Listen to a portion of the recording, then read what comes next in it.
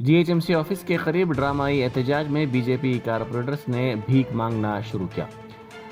उन्होंने इसे कारपोरेटर्स की हालत जार की अलामत करार दिया। उन्होंने कहा कि वो फंड से महरूम है, जिसकी वजह से वो तरक्याती काम नहीं करवा पा रहे हैं।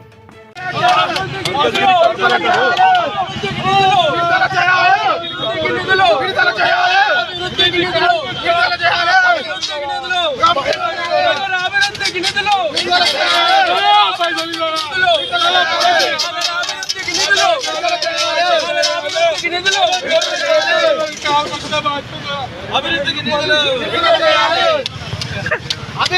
నిధులు